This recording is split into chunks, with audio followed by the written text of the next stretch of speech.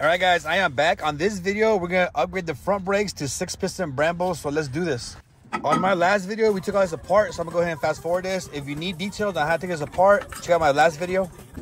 So once you pull off the drum brakes in the front, you're going to want to pull off the backing plate cover, which is 3 bolts. And then say that hardware because you're going to have to reuse one of those bolts and nuts. The top part you won't reuse because it kicks with a new bolt. This one right here I just took off, that one you will reuse. I upgraded to the billet hub, which comes with a bearing spacer, and the seal. This is the adapter that I'll be using to mount the 6-piston Brembos on the Chevelle that came with the front drum brakes. It comes with one longer bolt with 2 washers and the upper bolt and the caliper bolts. So with the drum brakes off of the front knuckle, this is what it looks like. This is a bracket. As you can see, this is a bolt for the upper, and it only goes in one hole on the bracket. So that's how you're gonna mount it. I'm using video that I shot from both the left side and the right side, so bear with me if it goes back and forth. So since I'm not planning to remove this bolt for a long time, I'm gonna go ahead and use the red Loctite on it. So when you put it on this bracket, you'll notice that this part up here sticks out further than this. So you're gonna wanna put a washer that comes with the kit in between that. So it'll be the silver washer and then the gold washer. And then when you tighten it up, it should be perfectly flat up and down. So now we're gonna put on the bracket for the caliper, and make sure you put that washer in between the bracket and the steering knuckle. A little bit of Loctite for the upper bolt. Remember, the upper bolt's bigger, so it only fits in one hole in the bracket.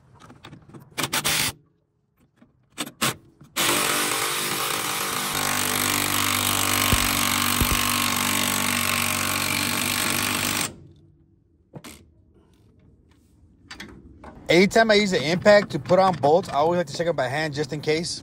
And since these bolts are grade 8, you want to tighten them up as much as you can.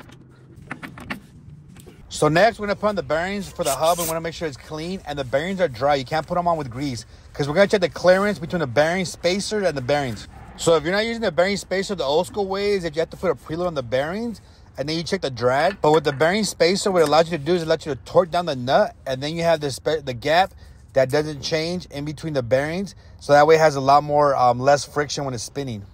So once we put the big bearing in, we're gonna put a spacer in between there, the hub, and then a small bearing, and then we're gonna tighten it down, and then we're gonna check how much drag is on the actual hub itself. So you can see there's a lot of drag on the bearings, so we're gonna open up that spacer so that way it reduces the drag on the actual hub and the bearings. In order to reduce the drag, we're gonna open up the spacer and make it a little bit longer. And now we're gonna put it back together, check it again. Now you could use the impact, but you wanna stay between 40 to 60 foot-pounds. So we just kinda wanna put it on nice and snug. So we check it again, and it's still a little bit too tight. So now we're gonna take it apart, get the bearing spacer, make it a little bit longer by unscrewing it, and then try it again. So you're gonna keep doing this until you see the bearing or the hub free spin real easily without no drag. All right, so now we're gonna put it back together and then check it one more time. And you see how right here, it's free spinning, but it has a little bit of play. So we're gonna go ahead and make that spacer a little bit shorter to try to get rid of some of that play. So you're gonna keep playing with the spacer until you get it to where it free spins real loosely and it has almost zero play. You preferably want zero play and very minimum drag. So that's what this spacer is gonna do for you. So I edited this video, so this is about the 7th time I adjusted it, but as you can see, this is a fun adjustment because once we tighten it down, you can see it spins very freely and it has almost a zero play, or what I can feel as zero play. So we're gonna leave it at that. We're gonna go ahead and lock down that set screw. So I'm not sure how many of you are familiar with bearing spacers, but they've been around since the 80s, but apparently people on TikTok and freaking Instagram don't know shit about these because holy crap, the amount of freaking trolls that I got from people saying, oh shit, you're hitting it with the impact. Oh, forget about the grease. Oh, do.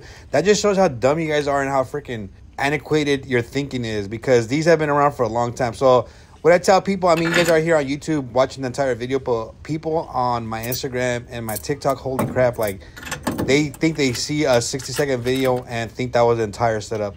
So just some advice for you guys, and I also follow this advice. Whenever you guys see something and you think it's wrong, do some research, because if you go in there blabbering about what you know or what you did or how you do it and it's wrong, people are going to ride you. So just make sure that you guys do your research or ask questions. Definitely ask questions. All right, so now let me get off my high horse to get back to the video. As you can see, I tightened on the set screw, and I'm going to check it one more time just in case, because after this, I'm going to pack the bearings, and once you pack the bearings, you can't really check it unless you completely take all the grease off the bearings. So as you can see, there's no play. It spins freely, so let's pack the bearings. So I usually pack the bearings by hand, but since I'm making a video for you guys, I figure I use the right tool. So this tool is made by LaSalle or Liza or whatever the fuck it's called. But here's a link for it or the image for it. And I got it from Amazon, obviously. So you stuff it with grease, and then after that, you put the bearing in it. I recommend putting the small bearing in there first. And then you put the top piece on that looks like a freaking penis. Like that. You slide it penis face down. And then you just, I'm trying to screw it on up, but obviously it's too long. So it won't screw on there. So I got to push it. So when you push it, it's hard to push it straight down. So I say rock it back and forth until you get enough pressure to where the grease gets through the bearings. So just keep rocking it back and forth, and you'll see the grease eventually start spewing in between the bearings. And that's all you need. And then check it, and then voila, you see the bearing grease go in between the bearings. So that's all you got to do. So after you pack your bearings, you're going to slide this piece in first, the spacer. Make sure that that's locked in place. And then you're going to pack your top bearing, put it in, and then put your cover on. So you got the top bearing packed. I want to slide this in there. I want to put the bearing at the top. And then I want to mash this in with a hammer.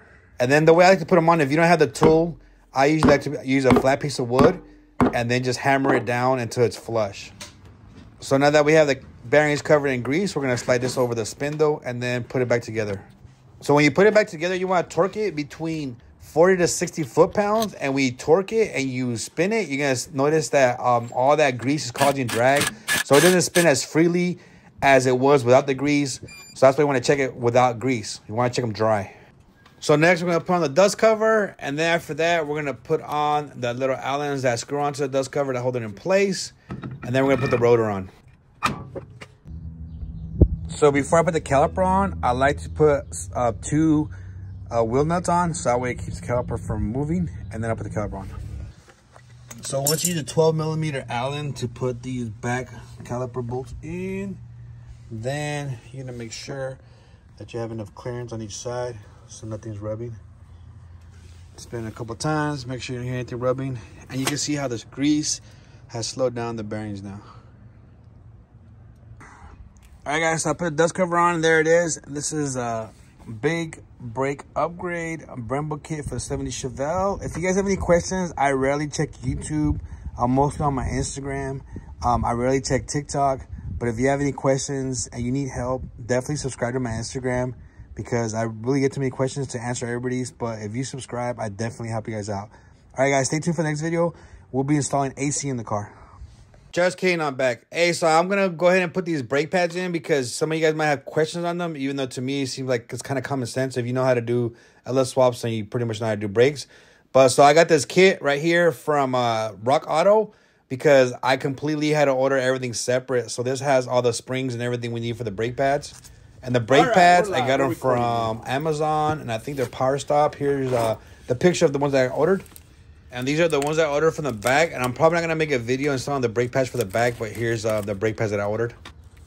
So I'm going to go ahead and speed this up. This is pretty self-explanatory, but if you can see, just watch the video and you can see how I install them. So you put in the center bolt brace thingy in first, and then you lube up your pins because any metal-on-metal contact could cause squeaking. So go ahead and grease up your pins. I like to put the bottom one in first. You can put it in with or without the spring. And then once you get that in, you'll be able to slide your spring underneath the bottom pin and then pull it over the middle bar and down against the pads. And then slide the last pin, hammer that in over the spring for the brake pads, and that'll hold the brake pads in.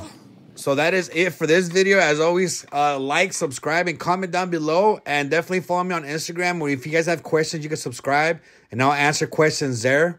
If you guys want to support me a different way, feel more generous, feel free to buy some merch from my website. You can use this discount code also to save 10%. I'm not sure how long I'll keep making YouTube videos because if I don't get the growth here, I'll probably just stick to Instagram. So by using that code, that lets me know that you guys came from my YouTube channel and bought merch that way. See you on the next video.